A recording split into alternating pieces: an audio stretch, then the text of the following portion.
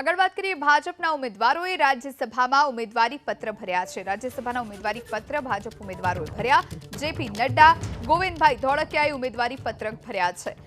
મયંક નાયક, doctor Jashwantsinh પરમારે પણ ઉમેદવારી પત્રક ભર્યું।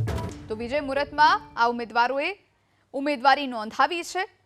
તેમનું બિનહરીફ થવું પણ લગભગ નિશ્ચિત મનાઈ રહ્યું છે, કારણ કે કોંગ્રેસ પાસે સંખ્યાબળ નથી। ગઈકાલે ભાજપે યાદી જાહેર કરી હતી, લિસ્ટ જાહેર કરી હતી અને આજે औपचारिकता पूर्ण करवामां आवी छे। जेपी नड्डा, गोविंदभाई धोळकियाए उमेदवारी पत्र भर्યું।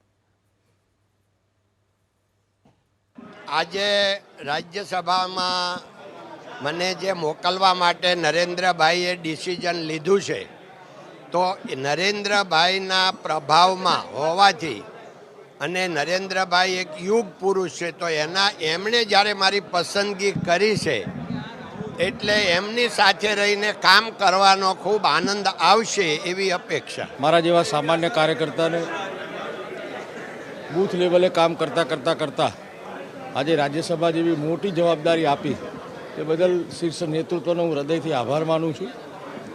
ગુજરાત અને કેન્દ્રમાં બંનેમાં ડબલ એન્જિનની સરકાર છે, એટલે સરકાર દ્વારા જે આવનારા દિવસોમાં મારી જે કામગીરી મને સોંપવામાં આવશે હું સપૂરે નિભાવવા માટેનો પ્રયત્ન કરીશ અને સમાજના છેવાડાના માનવી કેવી રીતે એનો ઉત્થાન થાય, કેવી રીતે એમનામાં શિક્ષણ, મકાન, અન્ય જે સરકારની યોજનાઓ છે એ સમાજો દ્વારા, પાર્ટી દ્વારા કેવી રીતે પહોંચે એ માટે પ્રયત્ન કરીશ। આદિવાસી બેલ્ટ છે પરંતુ પછાત નથી।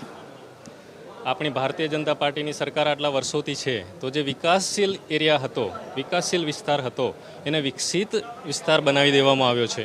તેવા સંજોગોમાં પ્રજાના જે પ્રશ્નો છે એ પ્રશ્નો જાણવા માટે આપણે પ્રજાની વચ્ચે જ જવું પડશે। પ્રજાની વચ્ચે જઈ તેમના પ્રશ્નોને સાંભળી એનું વિશ્લેષણ કરી યોગ્ય પ્લેટફોર્મ પર રજૂઆત કરી અને એનું નિરાકરણ કરવામાં આવશે।